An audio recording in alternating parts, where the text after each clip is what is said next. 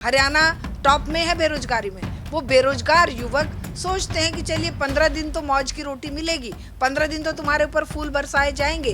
अब 15 दिन के बाद तुम अगर रोजगार के लिए किसी आंदोलन का हिस्सा बन गए तो तुम्हारे ऊपर लाठियां बरसेंगी और तुम्हें देशद्रोही कह के जेल में डाल दिया जाएगा। हो सकता है यूएपीए भी लगा दिया जाए, एनएसए के अंतर्गत भी तुमको जेल में बंद कर दिया जाए। ये जो गरीब लोग हैं जो अपनी रोटी रोजी के लिए बेचारे काम कर रहे हैं, उन्हीं गरीब लोगों को तुम सता रहे हो, वो भी कोर्ट के ऑर्डर के बाद। वही बच्चे, वही गरीब बच्चे जिनको तुमने स्कूल नहीं दिए, तुमने 50,000 स्कूल यूपी में बंद कर रहे हो, दिल्ली में बंद कर रहे हो, पूरे देश में लाखों स्कूल बंद कर रहे हो, उन्हीं बच्चों को वही जब कांवड़ लेने जाते हैं तब उनके लिए तुम ये देखते हो कि ये मुसलमान तो ढाबा नहीं है, मुसलमान तो ये नहीं है। भगवान रंग को और भगवान नाम को और स्वामियों के नाम को जितना बदनाम 10-11 साल में इस बीजेपी की व्यवस्था में इस पूंजीवाद ने किया है, वही एक भगवान था जो विवेकानंद जाकर शिकागो में अपने भगवान चादर लपेटकर हिंदू धर्म का परचम लहराए थे और जो मानव मूल्यों की स्थापना के लिए संघर्ष किए थे। नमस्कार, मैं रंजय कुमार और आप देख रहे हैं DS4। जिस प्रकार से खबरें आ रही है कि 11 जुलाई को कांवड़ यात्रा शुरू होने वाली है, लेकिन उसके पहले राजनीति शुरू हो गई है। फिर से नेम प्लेट विवाद गहराने लगा है और दिल्ली देहरादून मार्ग पर जो है एक व्यक्ति के कपड़े तक उतरवाए गए। जो पिछले साल एक कोर्ट से ऑर्डर आया था कि नेम प्लेट का कोई विवाद नहीं रहेगा, लेकिन उसके बावजूद फिर से इस बार ऐसा ही हो रहा है। हमारे साथ हैं शारदा मैम। शारदा मैम, क्या कहना चाहेंगी? जुलाई 2024 में सुप्रीम कोर्ट ने ऑर्डर दिया था कि नेम प्लेट जैसा ये ज़रूरी नहीं है, उसमें काम प्रभावित होगा, लेकिन फिर से जो है यूपी सरकार ने ये कहा है कि ऐसा करना ज़रूरी है। तो इस पर आप क्या प्रतिक्रिया देना चाहेंगे? देखिए, ये जो व्यवस्था है, इन व्यवस्था ही है। सरकारें चलाने वाले विदेश यात्राओं पर निकल जाते हैं। सरकार चलाने का काम ये इन महाराज जैसे लोग करते हैं। सरकार चलाएंगे, ह्यूमन बीइंग को अमानवीय तरीके से बेइज्जत करेंगे, उनके साथ दुर्व्यवहार करेंगे और उनकी नेम प्लेट लगे, हिंदू कोई मुसलमान कोई हिंदू के नाम से काम ना करे। हम इनसे ये पूछना चाहते हैं, ये जो गरीब लोग हैं जो अपनी रोटी रोजी के लिए बेचारे काम कर रहे हैं, उन्हीं गरीब लोगों को तुम सता रहे हो, वो भी कोर्ट के ऑर्डर के बाद। कोर्ट भी इनकी जेब में आ गया है। ये पूरी की पूरी व्यवस्था इन्होंने हाईजैक कर ली है और धर्मांधता फैलाने वाले ये लोग इसीलिए धर्मांधता फैला रहे हैं। वही बच्चे, वही गरीब बच्चे जिनको तुमने स्कूल नहीं दिए, तुमने 50,000 स्कूल यूपी में बंद कर रहे हो, दिल्ली में बंद कर रहे हो, पूरे देश में लाखों स्कूल बंद कर रहे हो, उन्हीं बच्चों को वही जब कांवड़ लेने जाते हैं तब उनके लिए तुम ये देखते हो कि ये मुसलमान तो ढाबा नहीं है, मुसलमान तो ये नहीं है। तुम अपने अंदर झांक के देखो ना कि तुम कितने गलीज और कितने गंदे लोग हो। तुम इस व्यवस्था के पोषक हो, क्योंकि ये व्यवस्था जहाँ रोजगार नहीं दे सकती, जहाँ देश की प्रतिष्ठा मिट्टी में मिल रही है, जहाँ पूरा का पूरा सिस्टम अडानी अंबानी की जेब में गिरफ्त में जा चुका है। अभी मैं देख रही थी, सुन रही थी एक न्यूज़पेपर की रिपोर्ट्स की, 42,000 करोड़ का घपला अनिल अंबानी ने किया है। और इसी तरह से अडानी के चारों तरफ मतलब पूरे विश्व में, देशों में जहाँ जहाँ हमारे माननीय प्रधानमंत्री जो कि विश्व गुरु का खिताब लेने को बेताब हैं, वो जिनके लिए बिजनेस ढूंढने के लिए अभी भी 8-5 देशों की यात्रा पे 8 दिन के लिए गए हैं, उनके द्वारा चलाई जा रही व्यवस्था के प्रोटेक्शन के लिए ये जो फौज छोड़ रखी है ना की। अभी बागेश्वर बाबा के जन्मदिन पर वहाँ कांड हो गया है, वहाँ पता नहीं कितने लोग मरे हैं, वहाँ पर वो टूट पड़ा है उनका जो एक ये क्या था, मंच नहीं, वो जो ऊपर लगाते शामियाना गिर के उसके लोहे के वो सर में लग के लोगों की जानें चली गई हैं। तो ये पूरी जनता की राजनीतिक, सामाजिक और एक मानवीय चेतना को इन्होंने मिट्टी में मिला दिया है और ये उसी के दम पर कमा खा रहे हैं, देश को उजाड़ रहे हैं, देश को बेच रहे हैं और इन गरीब बेचारे धर्मांधता में डुबाए हुए लोगों को और धर्मांध बना रहे हैं। भगवान रंग को और भगवान नाम को और स्वामियों के नाम को जितना बदनाम 10-11 साल में इस बीजेपी की व्यवस्था में इस पूंजीवाद ने किया है, वही एक भगवान था जो विवेकानंद जाकर शिकागो में अपने भगवान चादर लपेटकर हिंदू धर्म का परचम लहराए थे और जो मानव मूल्यों की स्थापना के लिए संघर्ष किए थे। मैं देख रही थी सारा का सारा मीडिया इसी खेल में लगा हुआ है, खेलने के लिए, क्योंकि इनको आदेश आ जाता है, इनको होम मिनिस्ट्री से आदेश आ जाता है कि आज इस पर तुमने तांडव करना है, तो करते रहते हैं।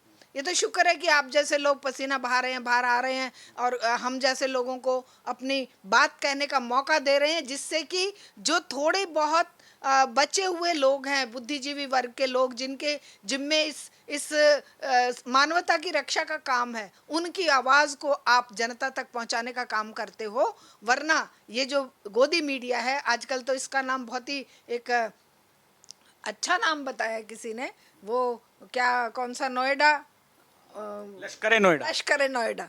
तो लश्कर नोएडा तो पूरी की पूरी जो सुबह से लेके शाम तक उस बात पर आज पूरी बहसें होंगी, पूरे मोबाइल से होंगे, पूरे के पूरे इनको बुलाया जाएगा, मंत्रियों को और अलग अलग दलों के लोगों को, स्वामियों को और मुसलमानों में मुल्लाओं को बुला के वो बहस करवाएंगे कि बताइए नाम बदलकर कैसे ये हिंदू धर्म का तौहीन कर रहे हैं, कि हिंदू बन के मुसलमान लोग ऐसा कर रहे हैं।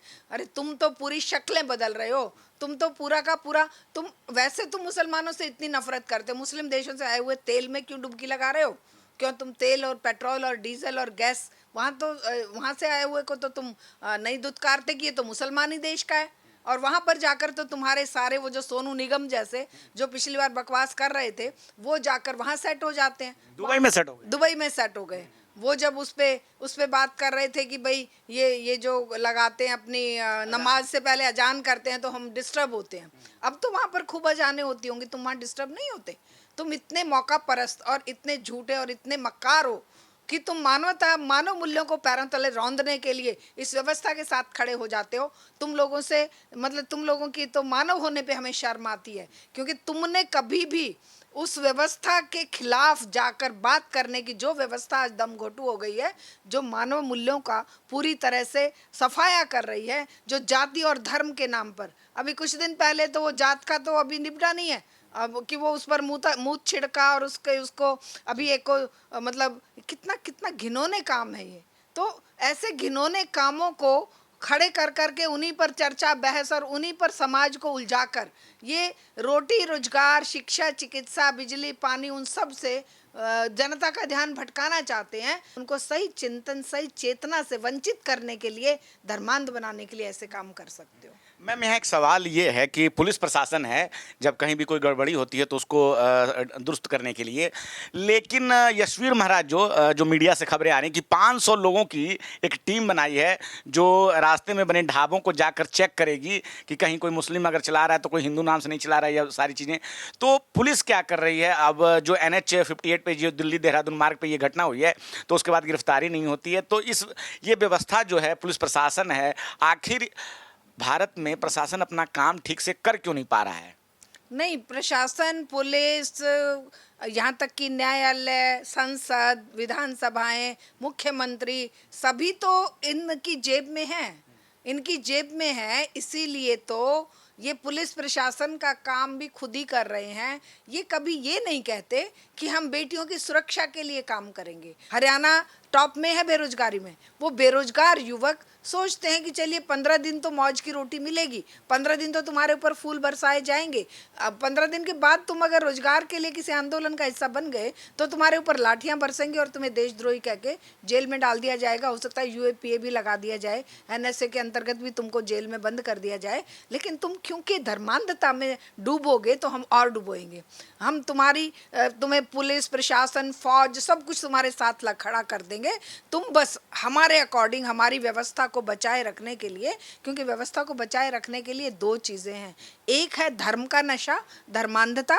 इस पूंजीवाद की ये खुराक है कि धर्म के नाम पर, जाति के नाम पर, गरीबी अमीरी और औरत मर्द के नाम पर इस जनता को इतना बदहवास कर दो, इतना आपस में दुश्मन बना दो कि ये तुम्हारे लिए कुछ सोच ही ना सकें। ये आपस में एक दूसरे को दुश्मन समझते रहें।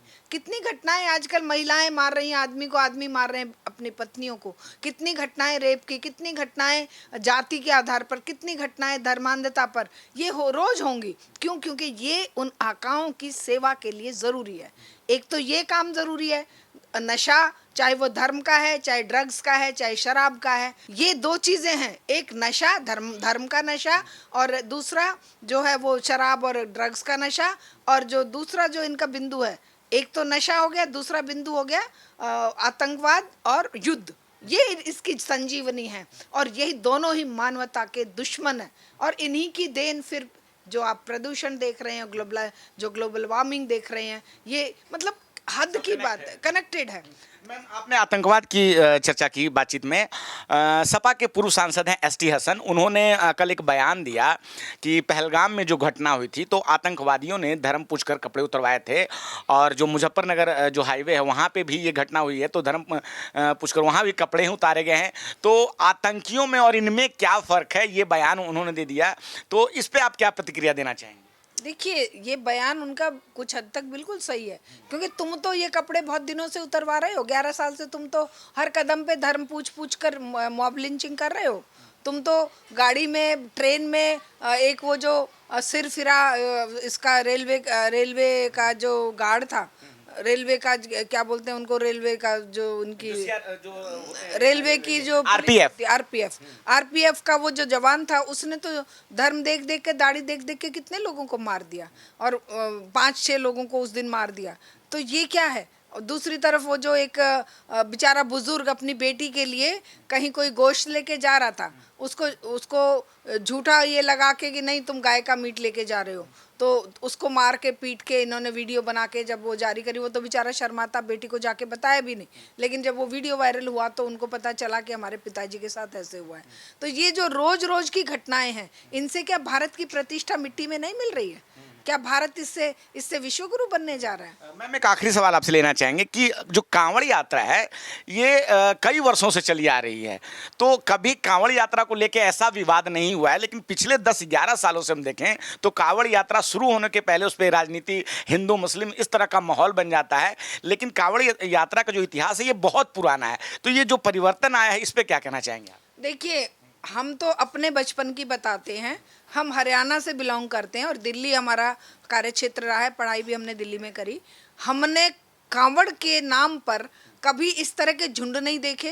90s में जाके 95 में देखा है, हो सकता है यूपी बिहार में कांवड़ का कुछ प्रचलन रहा हो, लेकिन हमारे हरियाणा में, पंजाब में या दिल्ली के इस क्षेत्र में कोई कांवड़ का नाम नहीं जानता था। कोई बुजुर्ग आदमी लेके आते थे और वो अपनी इच्छा पूर्ति होने के बाद कुछ करते थे। लेकिन ये जो अब 10-11 साल में जो तांडव मचा है, पिछली बार जब बीजेपी सत्ता में आई थी तब से इस पर ये भयंकर ये ड्रामे शुरू हुए, और आज क्योंकि कोई और आयोजन तो जनता में बचा नहीं है, जनता तो भुखमरी की कगार पर है, जनता तो बेरोजगारी की शिकार है।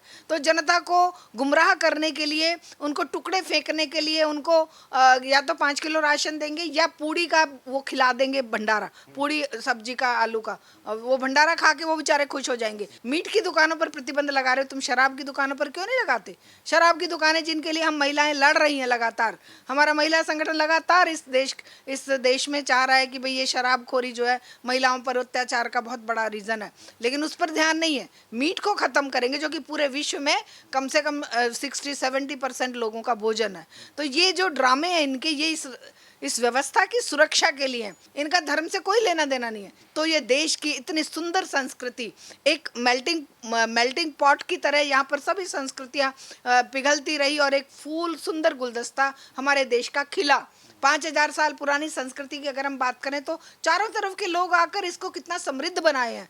इतनी समृद्ध संस्कृति शायद कहीं नहीं मिलेगी, लेकिन इन्होंने उस समृद्धि को अब तार कर दिया है और अब इसको भाषा के नाम पर, धर्म के नाम पर, जाति के नाम पर इतना टुकड़ों में बांट दिया है, जिसके लिए पूरे विश्व में थू हो रही है और शर्मिंदगी हम लोगों को उठानी पड़ रही है। मैम, आपने हमसे बात की, बहुत बहुत धन्यवाद।